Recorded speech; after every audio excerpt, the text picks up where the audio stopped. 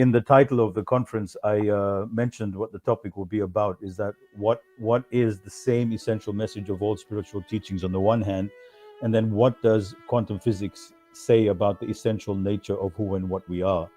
And so that question, throughout my journey, I've got two sides of me. One is a great investigative, scientific, deductive, analytical mind. And on the other side, you could call it spiritual, heart-centered, finding inner purpose, meaning, like what's behind it all, like what's the purpose of it all, you know? And so the two of them, I never thought would intersect. So here we are in modern day times when the two intersect and confirm each other, rather than science being on the one hand and then spiritual or religious being on the other side. And there was great insights caused, you know, in early 20th century. Ronald knows a lot about these people as well, who came in and said, hang on a second, our conventional view of science is lacking because there's more behind it. And so I want to keep this in between the two, talking to our mind and then talking to our, could call it the heart, but it's not the heart as such. It's going beyond. Yes, Ronald, do you want to say something? I would be remiss if I didn't make a contribution, please, Rashad, and Yeah, you can please do. mute me anytime Yeah. you like. Yeah, go on. But in regarding, since our getting together, I've enjoyed going outside and spending time a little longer with nature, especially like feeding the birds and the squirrels with my wife, and then watching them flutter about and scampering and that sort of thing, and listening to them. And my wife asked me this morning to bring out the seeds and the peanuts because she was going to sit out front.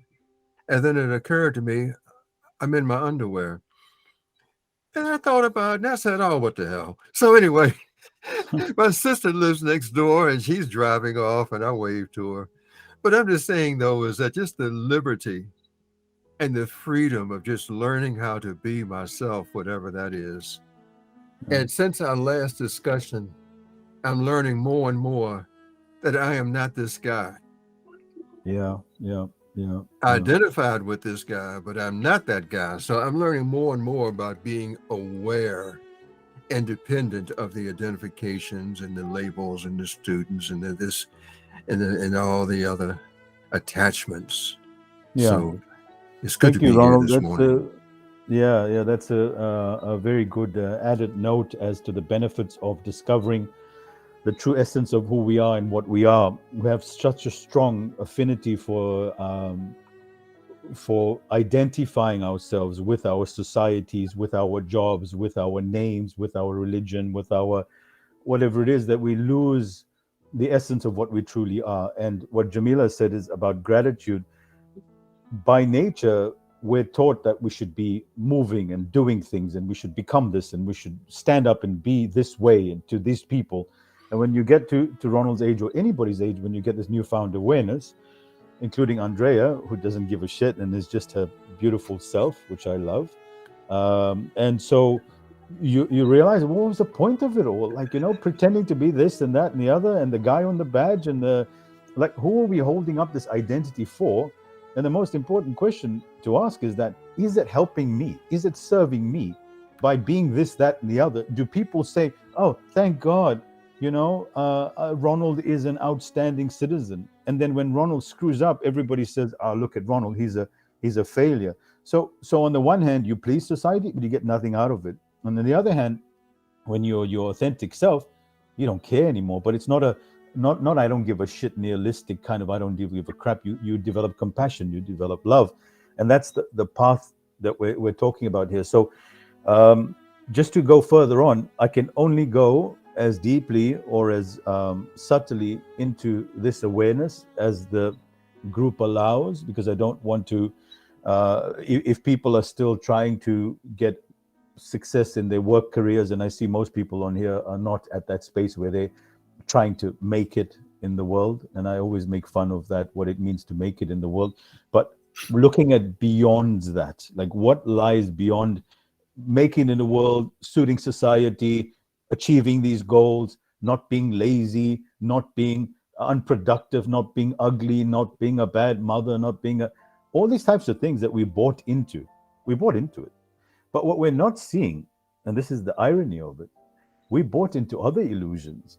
We think that we've overcome these illusions where we are right now, but we've even bought into our identities and our bodies and our spirituality and our religiosity and our ethnicity. All these things have identified us in some way or the other. And so, how do we get behind that? How do we get beyond that? And why should we? Why should we? What's the benefit? And everybody's made very clear through examples that we've spoken about as to the benefit. Angela, you want to say something? Well, I was just going to add that I think what you're talking about has a lot to do with growth in terms of groups. As an individual, we have individual pursuits that we, of course, want to get to the next level, whether they're being in tune with your spirituality, being more healthy, improving your relationships. I would say, though, that we identify as male, female, maybe Catholic, I don't know, just in those generic terms of labeling, just so that we feel like we belong to something. Yeah, very true. Otto, any thoughts? Anything you'd like to say before I move on? Otto is our special guest as well, so yes.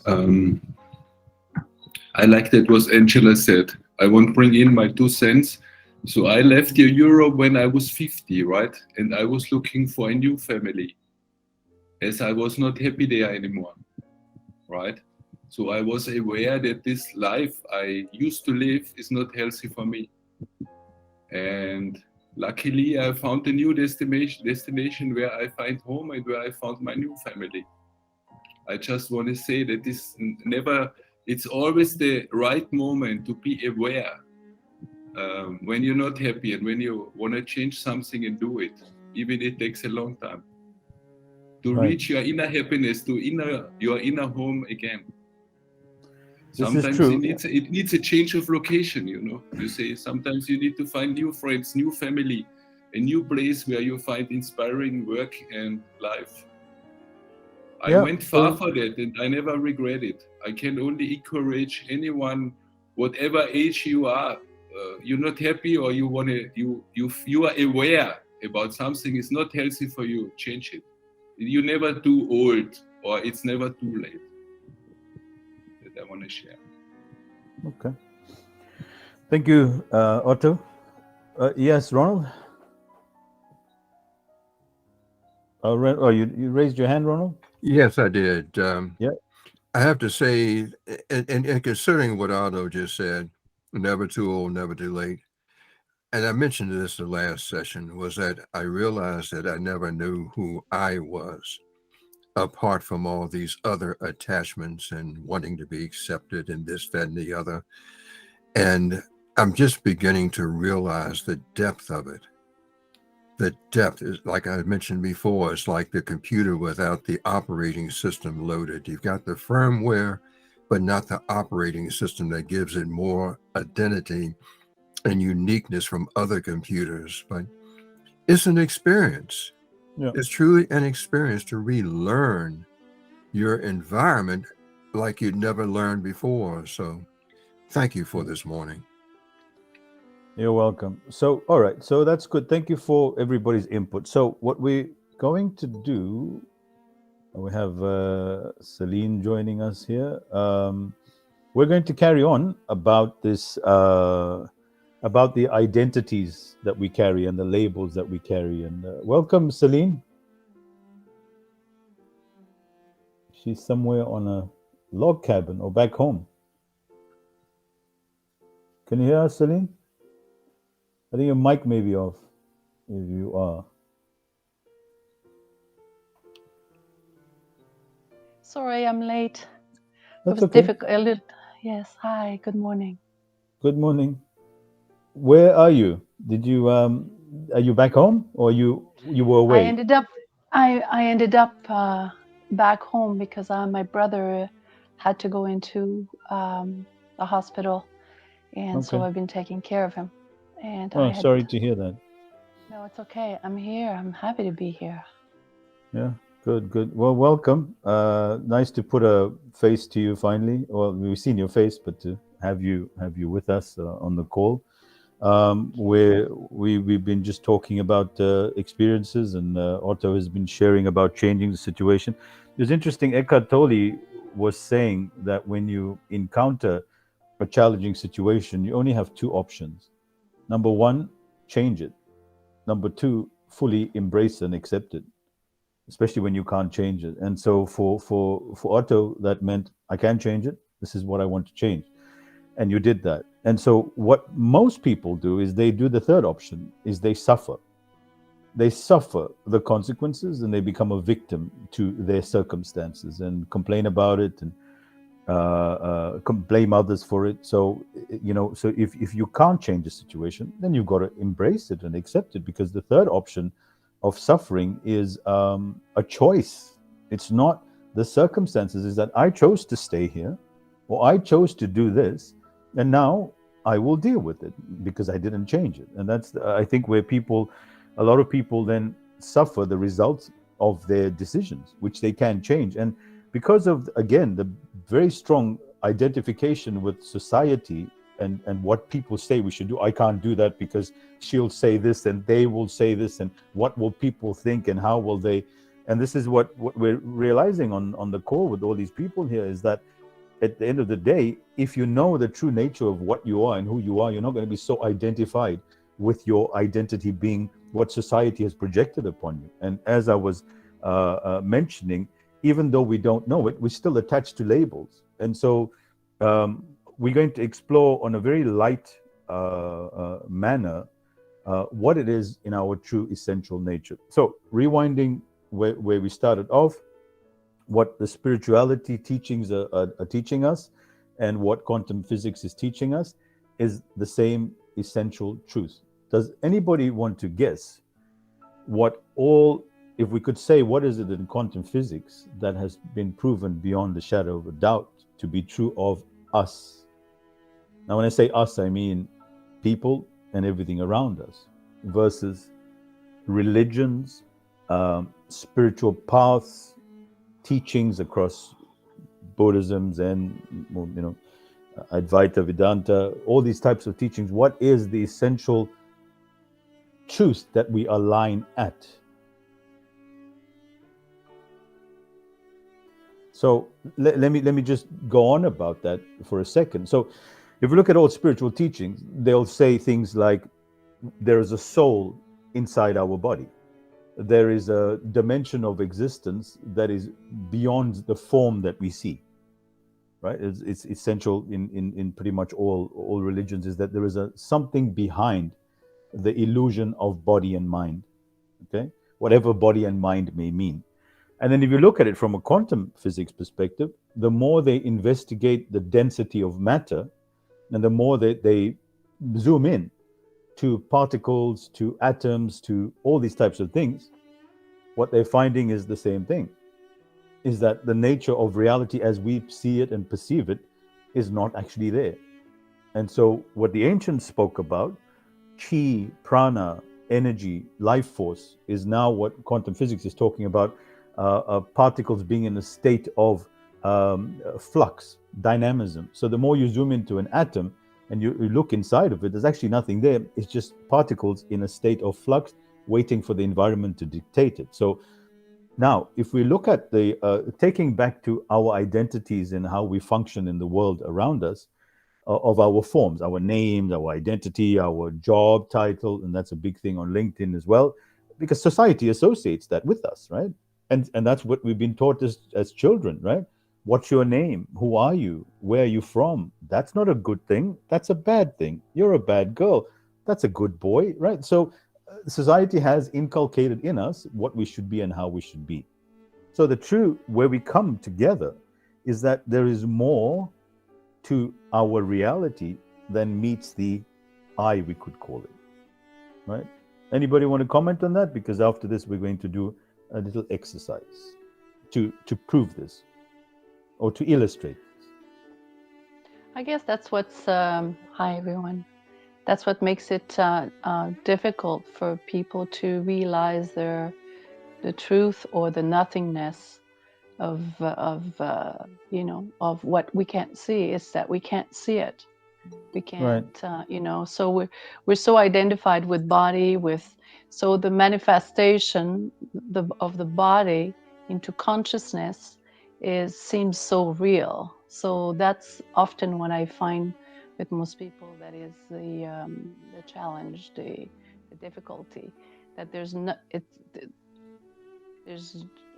we never came, we never arrived, we never leave, but then it seems like people die, people are born, and it seems so. So the identification to that is stronger than the knowingness of nothing that we are. Okay. Good. Andrea, did you want to say something? I agree, Yes. Celine, entirely, of course. I just wanted to give an example. If you imagine going into a room, it is not it's not the looks what people attract. You come into the room and we are vibrating, and because we are vibrating, we actually discover this is the person I don't like, or that's somebody I do like, and has nothing to do with the way they look and the body they're in. It's our vibration. It's vibrating the good feeling, the gut feeling. This is the right person, this is the wrong person. Thank you, Andrea, for your input as well. So the way that I've discovered or been through my journey, along with my coaches, Abdullah, I believe, is on the call, Maria as well, and a couple of my other coaches as well, we go through a path of self-discovery and self-inquiry, which takes a lot from the teachings of Zen, which is just directly looking at it instead of conceptualizing or identifying or learning a new philosophy or a new discourse or a new something complex. It's not complex. It's very simple. What we're hinting at here. So, but the problem is it's so simple, staring us in the face, we can't see it. So, let's go through a little exercise. And the only way you can do this is through direct experience. So this is the path of direct experience, direct pointing, you want to call it. It's pretty much the same across all spectrums of philosophies and agendas. None of it is contradictory. It's simply a process of observation, because we're so identified with the thoughts in our head and the feelings in our bodies and the sensations and the perceptions, we forget that there is something else that's looking out of it. So it's not a complex concept. And I want to show you the simplicity of it, right? By you putting yourself into a state of stillness, which we're going to do now for the rest of the call. I would like you to just participate, and then after this, you can ask questions and join in on the discussions and all the rest of it. So if you can, for a moment, welcome to the other people that have just joined us. We're going to still our minds and just become centered and aware. So to help with that process, I'd like to close my eyes, and I'd like to place my hand in the middle of my chest that connects me to my heart instead of my brain. So left hand in the middle of your chest, you can do this or not do this, is entirely up to you. Right hand over your left hand, become aware of your heart in the center of your chest. To take the attention out of your brain and your thinking mind right now. And I use my breath to center into my body. Take a deep breath in, imagining the breath coming in through the heart, and then we'll exhale through the heart. So deep in breath through the heart, deep out breath through the heart. Deep in breath through the heart, deep out breath through the heart. And on the next one, become very aware of your body and the energy field around your body. In breath through your heart. Out breath through your heart. Strong out breath, let it all out. Now from this point of awareness inside your body, into the body's energy field, I'd like you to become aware of your thoughts in your mind. Notice the thoughts. You can ask yourself a simple question and say, I wonder what I'm going to think of next. You can watch your thoughts, what comes up, observing, allowing. Notice the feelings in your body, any tension, anywhere. Notice it and allow it. Notice the perceptions in your mind, what you're perceiving. Notice it and allow it. Notice any emotions you're feeling. Notice them and allow them. Become aware of the stillness inside of you. And notice the stillness from the place that you're asking the questions. How am I feeling? Where is that question coming from? What am I thinking about? Where is that question coming from? Who is asking that question? Become aware of that. I'm feeling sad. Who is this I that is feeling sad? Who is the I that's observing? Tune into this. It's not complex, it's simple. Become the observer of yourself. And if you had no thoughts, what would you be? What would be your name if you had no thought? Become aware of your feelings. If you had no feelings, how would you know how you're feeling? If you removed the thoughts out of your mind, and you removed the feelings out of your awareness, and you removed the emotions from your body, and you removed the perceptions in your mind, and all the images that you have, what are you left with? What is your essential self that you're left with? Just tune in to this for a moment. Discard your thoughts as an exercise. Discard your feelings. Discard your emotions. Discard the images in your mind. Discard the perceptions you have about life. What are you left with? Can you identify this without thought? Can you perceive this without perception? Can you feel this without feelings? But it's there. Notice this.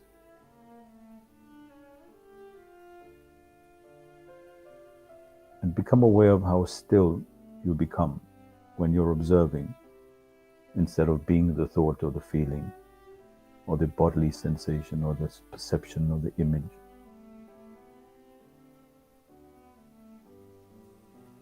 Take a deep breath in and a deep breath out. You can loosen your hands, return to your awareness, and return to this moment.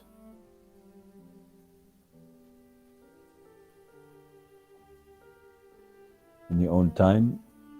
And if you'd like to stay like that, you're welcome to, because I'm going to, from this point of awareness, take us a little deeper. I want you to imagine that you don't remember anything. You don't know anything. You're just nameless. You don't even know where you are right now. No place, no time, no name, no identity, no job. You're just there. Let's ask some questions then. So, with your eyes closed, or you can open your eyes, you can point at a distant object. Let's look at the wall, for instance. You can keep your eyes closed, imagining the wall. Imagine the wall over there. You can point at the wall, see the wall. Notice the shape and color of the wall, right? It's a thing extended in space.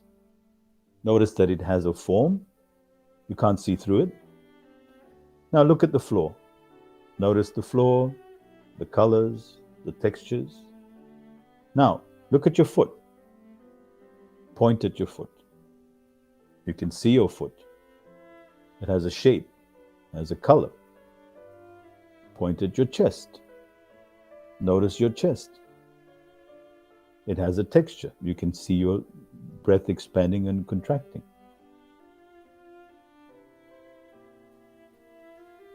Now, what are you looking at all this from?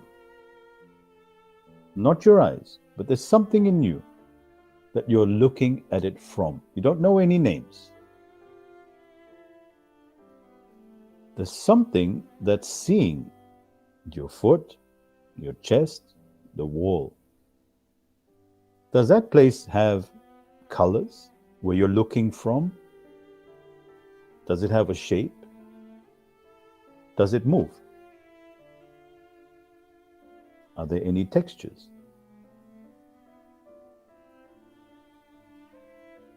That place that you're looking at all this from, what can you describe it as? Does it have anything that you can label it as? What is it? Some people say eyes. I'm looking from my eyes. Okay, so imagine taking your eyes out and putting on the table. Do those eyes see on their own when it's in your socket in your head? You say my eyes are seeing, but eyes are simply refracting light and frequencies and sensation. But what is seeing? What is noticing? What is observing? Now we can call that many names if we need a name, but you can tell there's actually no name to that.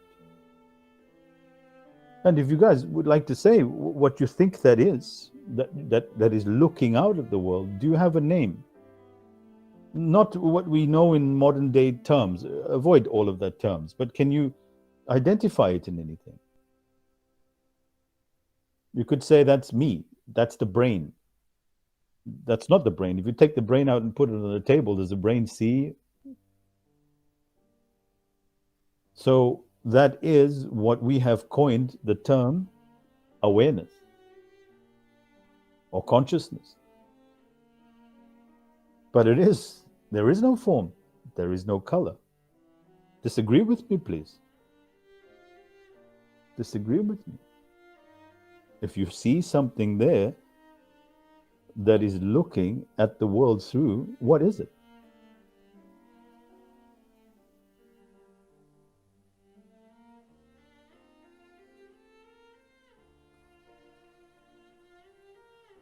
So when you're ready, you can return back to your senses and awareness, and we can do another exercise as well. But it will just give you a brief look at what it is that you essentially are. You guys want to try another exercise to go a little deeper? Yeah, Ronald? Anybody else? Okay, so while your eyes are closed, let's do this experiment. This is simply from direct experience. Forget about everything you know or what you perceive.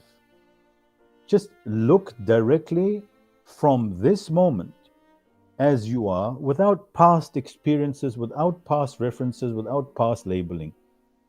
Let's go in.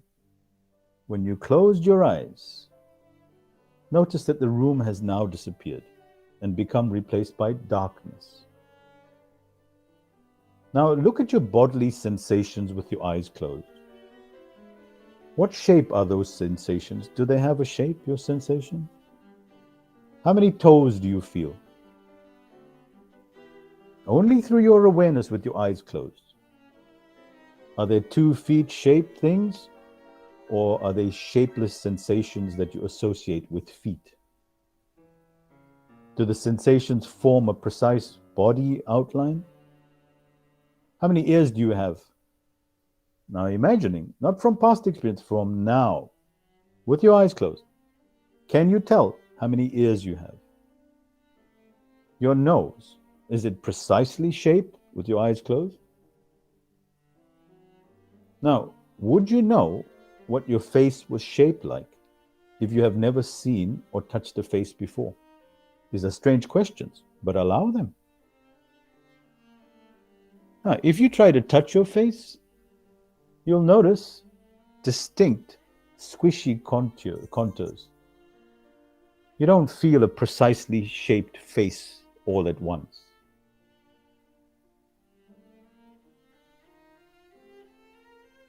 Are you in those sensations, or are they in your awareness?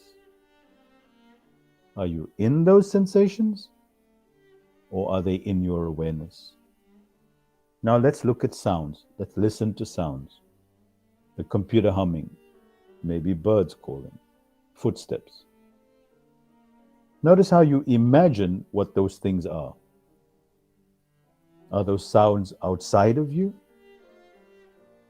Is there an inner and outer division of those things? Or are they occurring in an unbounded silent awareness? What is your age right now based on present evidence? Based on present evidence, no memories, right now. How old are you? What is your name using current experience only? What kind of person are you? Now, if you think about it, all those answers to these questions are just further thoughts and images in your awareness.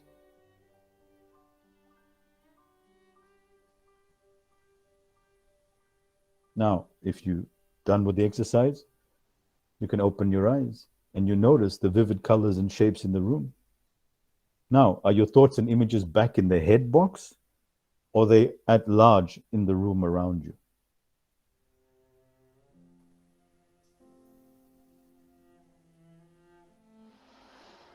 So, from that small experiment, through direct experience, we get to understand, or know, not understand, because this is not a conceptual exercise. It's a direct experience that there's something more going on to how we're seeing and perceiving reality. If you look at a child looking in the mirror, you'll notice something strange. Have you ever seen a little child looking in the mirror for the first time? You ever seen that? They look, they move their hands and they're like, it's moving.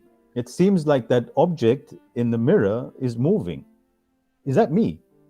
But the first instinct is that, what is that? It doesn't know itself. And then through time, we teach it and say, hey, that's you. So the experience before society and before parents and conditioning has taught us that's what you are, you actually wouldn't know that's how you look. If you had no mirrors, how would you know how you look? If we had no photographs, now we're looking at ourselves in the screen, right? And we're associating that with being us. It's not us,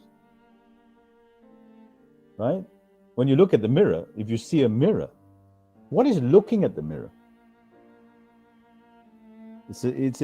We'll go into it in another session, but it's very interesting.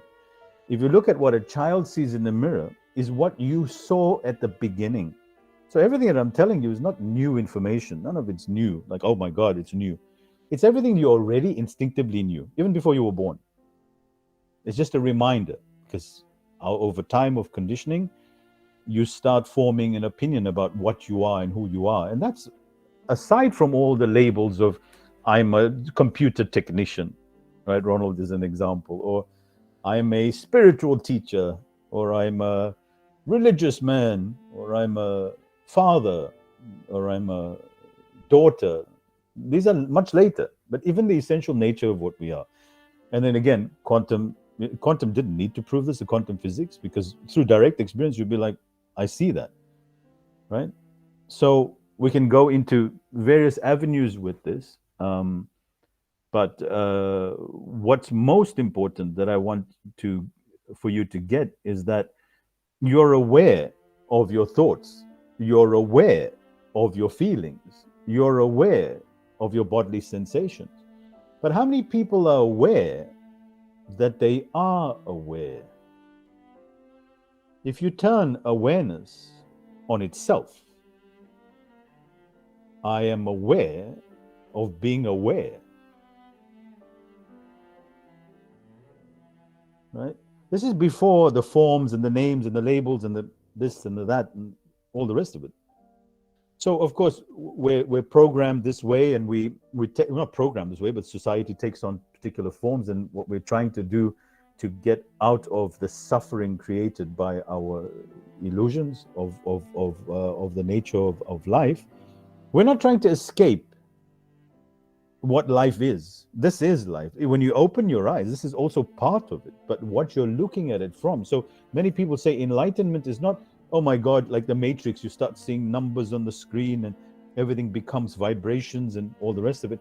Your perception changes because you're not identified with this is me and this is who he is and this is who she is and this is what I am and this is what the world is. For some of you, this is rudimentary stuff.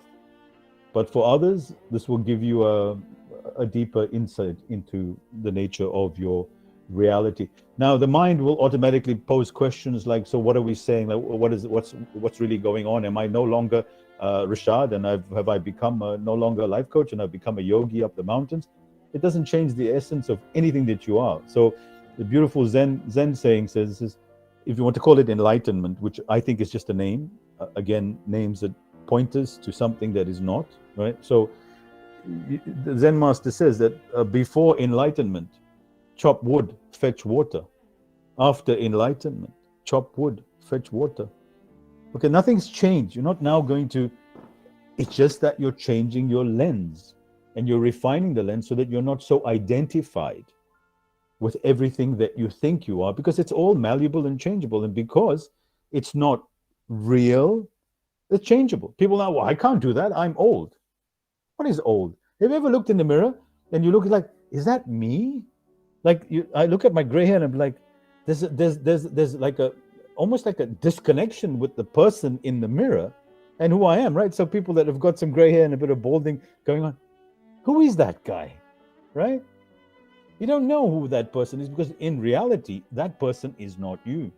So and now Instagram, of course, you know, and then I got teenage daughters and they're like, I don't have a body like that. Well, we don't have bodies. It's all in the mind, right? It's all a creation, right? And they suffer this. They jump off the bridge because they got 3 pounds of fat because their friends think they're not thin enough. And it's not funny.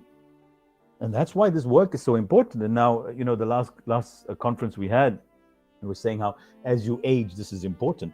No, it's got nothing to do with age. And the sooner we can get them disassociated from the strong images of life and their minds, the more we can free them of realizing that they're, I don't want to give it names, but they're not what they think they are.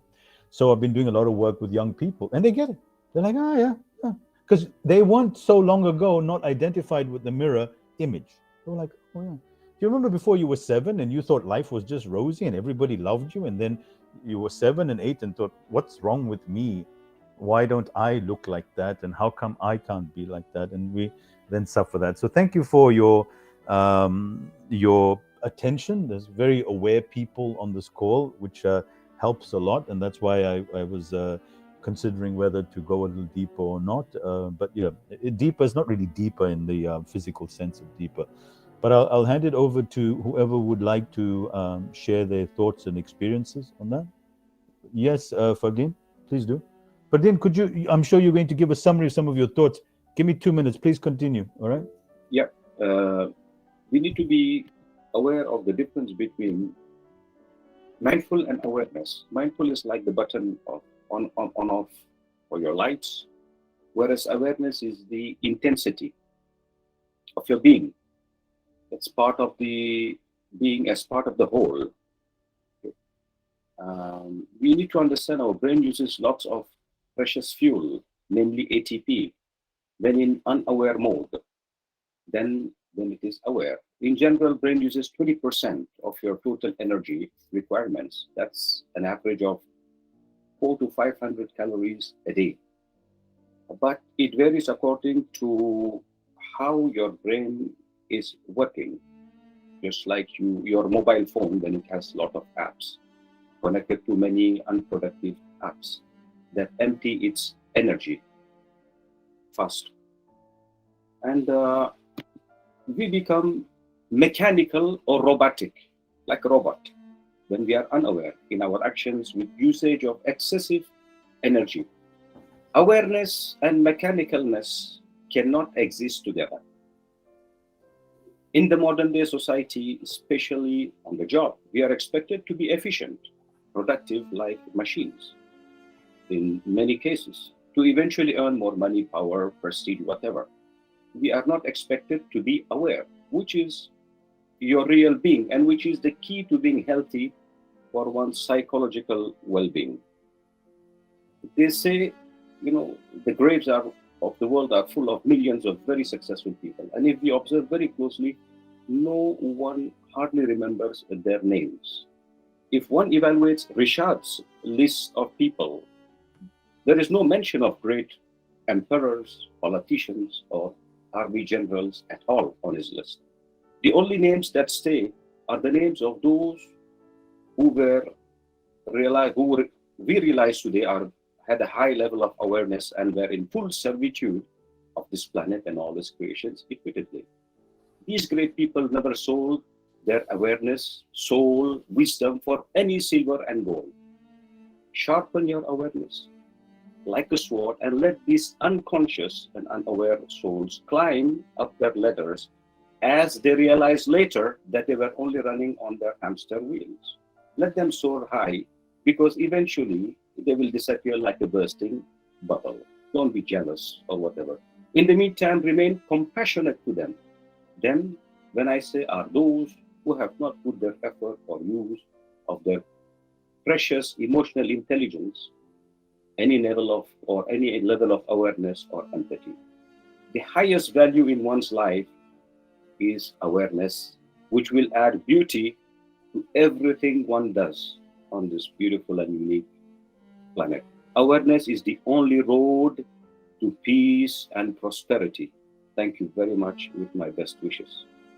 Wow, very poetic and very beautiful, Fardeen. Thank you for preparing that. A great summary. Did you write that out? Because I'd like to get the transcript of that. It seemed like you were reading. Was that from your mind? These are the points that speak to me more. Excellent, excellent. It's so beautiful, Fardeen. There's one thing that I can say about people who are genuine in their search for, it's so difficult to use words like the truth or whatever it is the humility about them and the sameness about them. The different colors, skins, and the different titles and all the rest of it. And that makes me feel very warm and fuzzy inside, that the definition of your identity with a big beard or sitting in a beautiful robe, and they're all good, no issues with it, is that there is this growing level of this word that people like to use is consciousness or awareness, these terms. Ultimately, the planet, as much as there are people going unconscious and so identified with their jobs and their problems and their situations, there's other people who've had enough of suffering. And I was telling Otto, I just came from the East in Thailand and realized that these people in the East, especially like in India as well, I've noticed where a lot of this knowledge came from, right? We get this knowledge of, the ancient Indians and the Chinese and even Thich Nhat Hanh from Vietnam. But the average person that you see on the streets is so consumed by consumerism and capitalism in the East. Yet in the West, there's these people who have reached the height of capitalism and consumerism and said, look, I've eaten everything. I've bought every new clothes. I've gotten every job. And you know what? Let's go find out what's really going on here. So it's really, you have this impression you walk into a place like Vietnam and everybody will be just, bowing and all the rest of it. But and it's no judgment on them, because this is modern day society. It's this unconscious need to. There was this documentary on a series my wife was watching, and there's a Korean drama, and they said they got what's the word, duped by a financial scam, and the parents were wailing and the children were crying because they lost their money, and you're like, what is this? It's like it's the strong identification with their entire identity being about money, and it's not a generalization.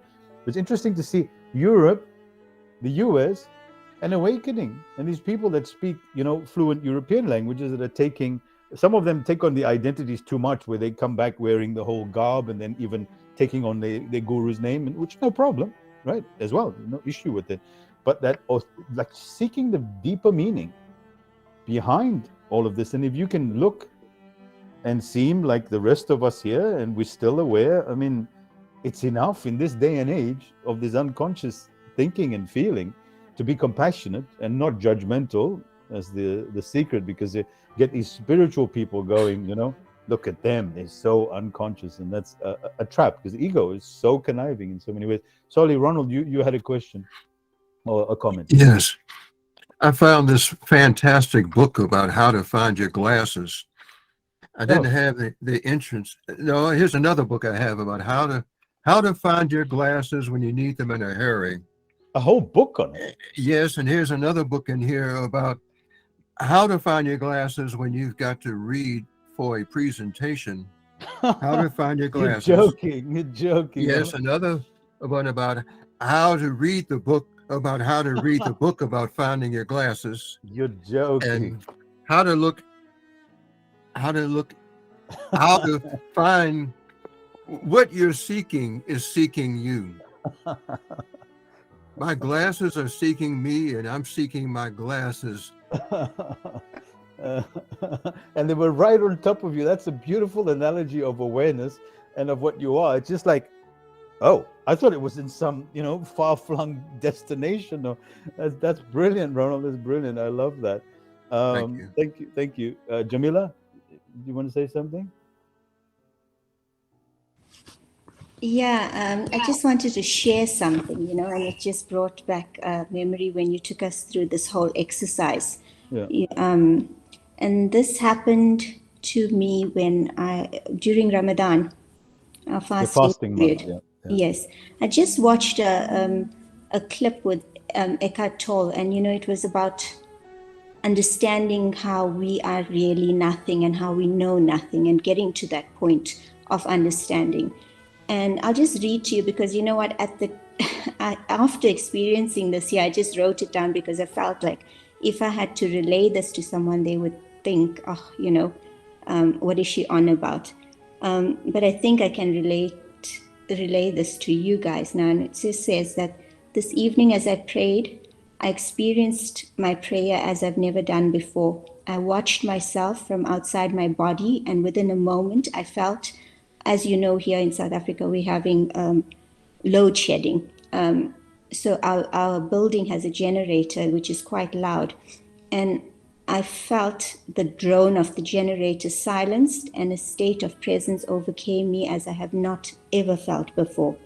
Everything slowed all the way down. I felt light, weightless. My goodness, I wish I could just do justice by fully describing the extent of this experience. I prostrated slowly, methodically, purposefully. The feeling of elevating, trying to catch myself but not being able to, or wanting to catch myself. I drifted in and out of this state, this blissful, addictive state. The serenity, the calmness, the peace fell through my soul. As I write this, my heart space is wide open, radiating, abundant, full of light.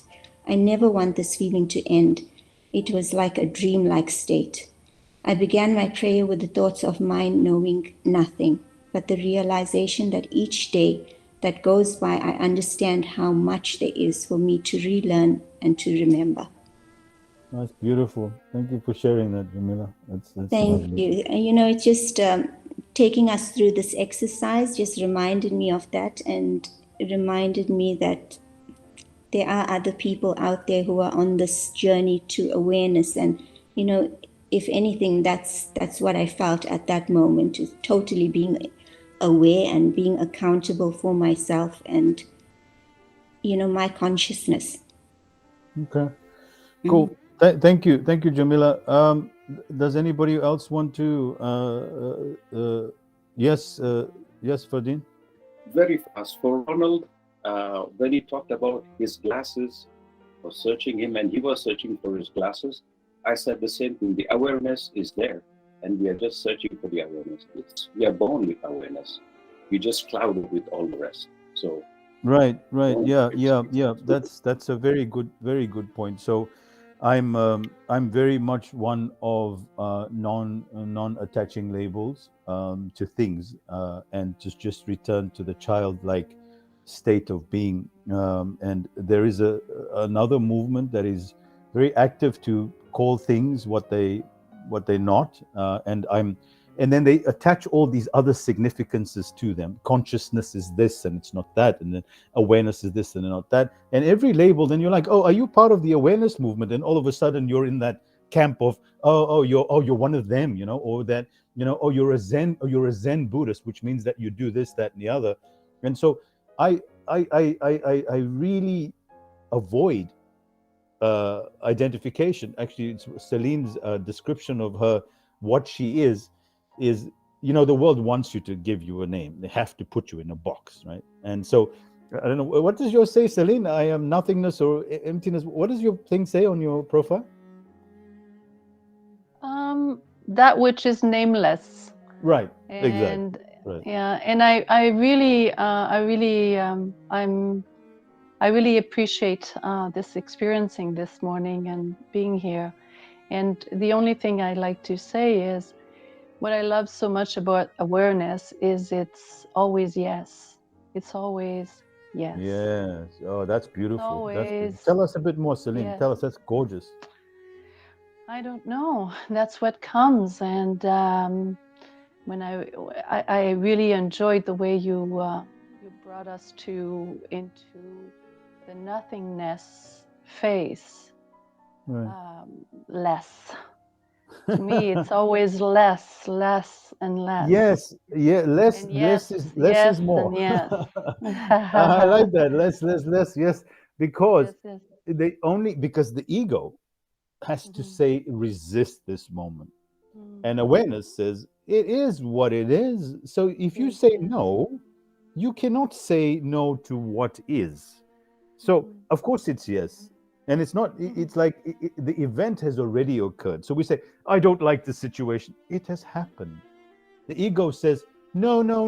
And that the internal suffering from what is what causing this. So this is it. You're looking at this thing. And so awareness says, oh, there it is.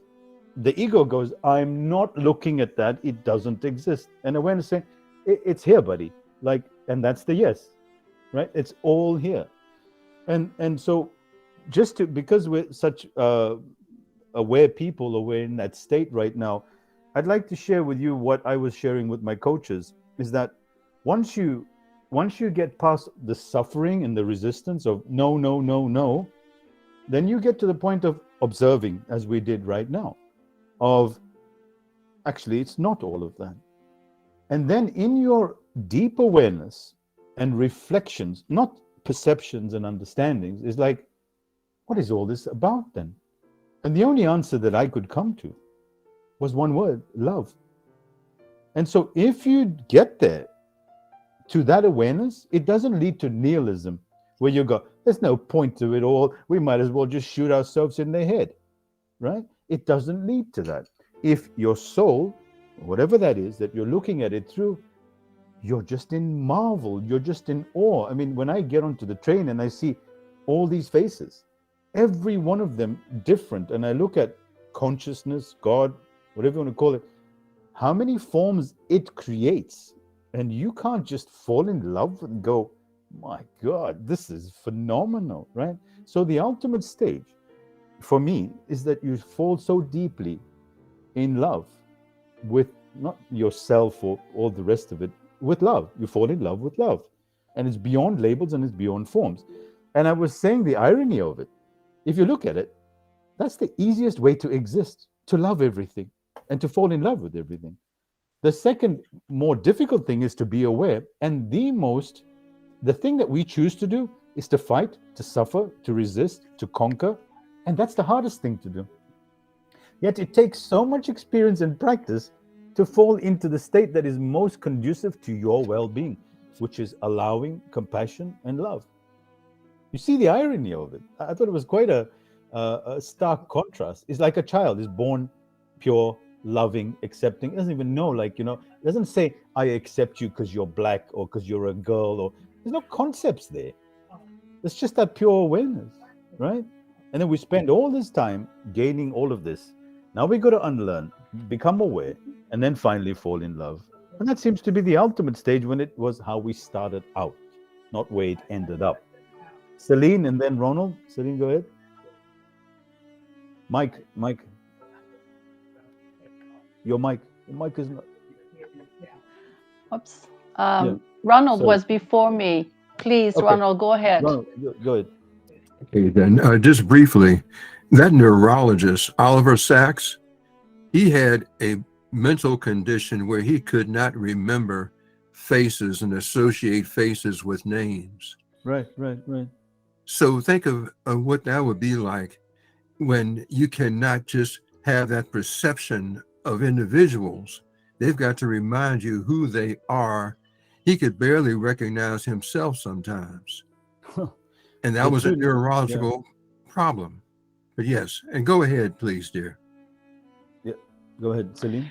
Well, two things, and I'll get back to what Ronald just said, but what I'm finding is that people work so hard at it, and it becomes a search of hardship in trying to reach something or find something or remember something that was never lost in the first place.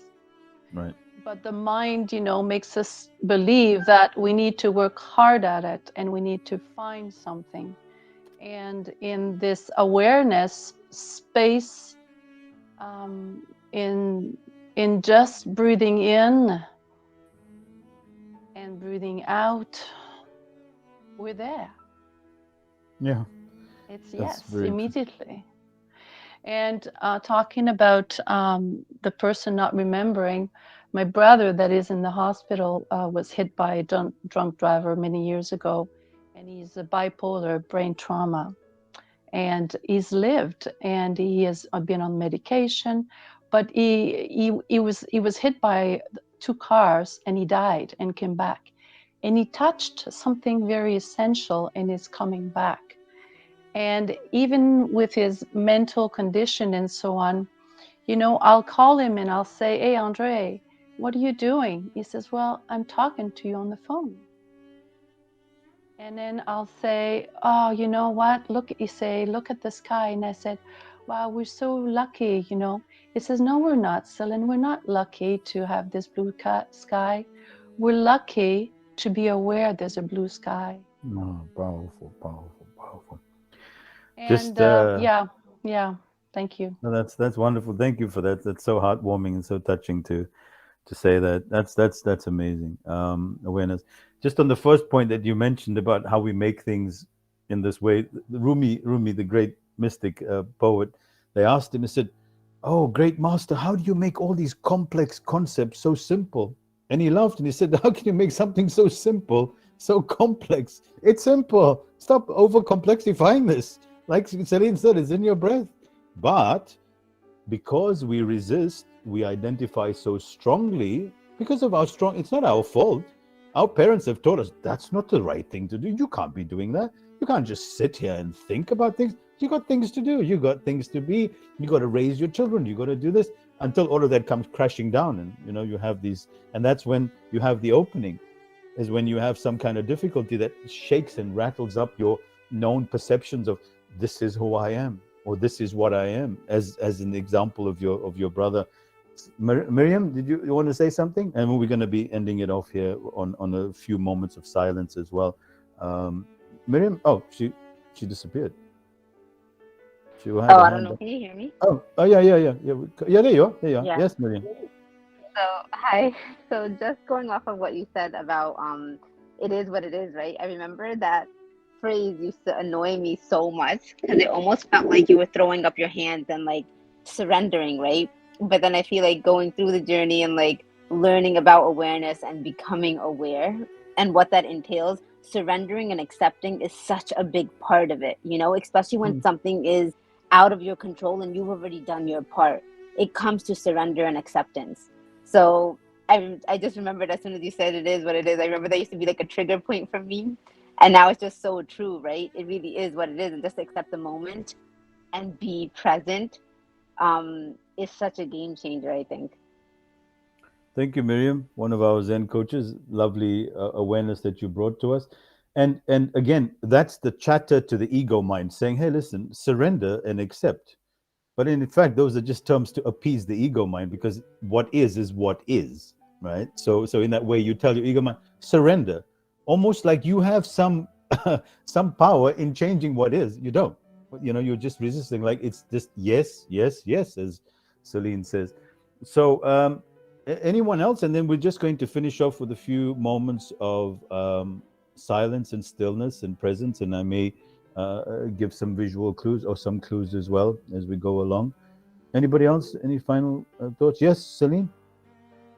Just to say what a gift this is this morning. And thank you, thank you, thank you, thank you. Thank you to all of you for joining. Celine, it was such a pleasure to have you. All of you have been an incredible support and confirmation about something that I think we all went on our own journeys individually. And then we went out there, and now we're collecting together. We've got Dino, we've got all these other people, Otto, and Fardeen, and all of you really coming to this point of sharing together in this particular space. Celine, do you have something else? Your hand up? Okay. So then, if we can, for a moment, just return back to this point of stillness within us. We can close our eyes so we can avoid the distractions. Deep breath in and a deep breath out. I'm going to use these tincture bells all the way from Tibet that resonate at the frequency of the heart. So you can hold on to your heart, tune into your body, get out of your mind.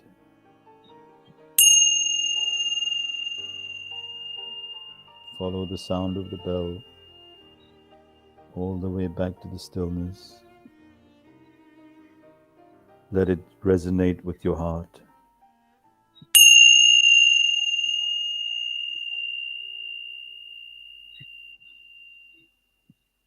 Let it overwhelm you in the beauty of life, the perfect harmony, the symphony, the perfect orchestra.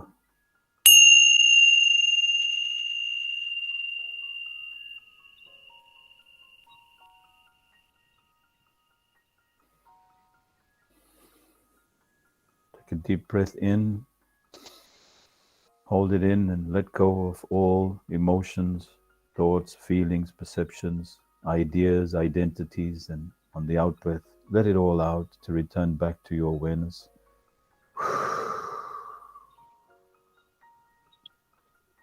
Become the empty space, the empty vessel.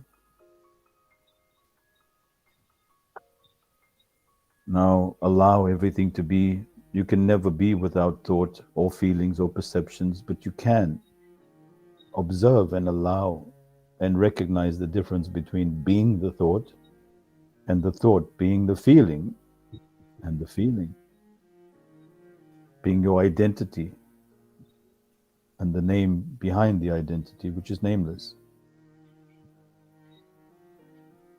Quieten down the mind, awaken the body, be the observer, tune into the awareness. And the ultimate practice at one stage is to become aware of being aware. And to do this, be aware of your thoughts, be aware of your feelings, be aware of the sensations, and simply recognize where you're aware from. What is it in me that is aware? And notice how that you're aware of being aware. And notice, finally, that what is in me that is aware is also in you that is aware. And what is inside of me that has no name and no feeling, no emotions, but only observing is the same in you and in all of us. There is one thing that we share, that observes, that has no form, no shape, no feeling, no color, no sensation, but it is there. Become aware of it being there and rest in this awareness. It's the ultimate tranquility and the only thing that is real. How do we know that it's real? because everything comes and goes. Notice your thoughts. You have a thought, it's gone, another thought comes. Notice the feeling, it comes and it goes. But there's something in you that never changes. It's just there, unchanging, always there. Notice that. Make this part of your identity by losing your identity.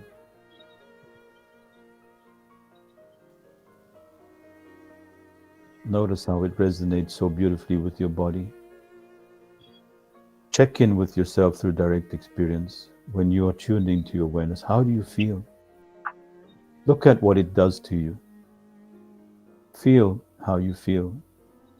And feel how knowing this awareness is shared by all of us raises a feeling of love and connection and compassion.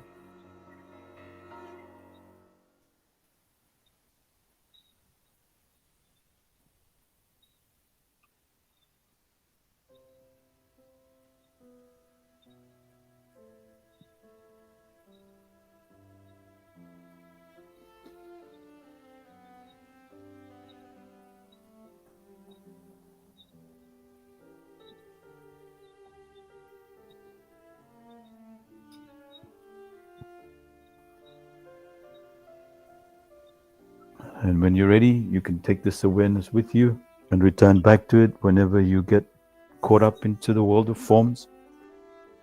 Thank you all for coming. And we will do this again for sure. Have a blessed week. And see you all soon on our next call, probably the week after next. Take care. Thank you. Welcome. Bye. Namaste. Thank you, Richard. Thank you, everyone. Thank you so much. Thank you, everyone. Thank you. Welcome. Welcome. Thank you, Ronan. Thank you, Otto. Thank you, everyone. Thank you, Celine and Rashad. Thank you. Thank you, Sending Lana, love. for coming. Linty, for coming.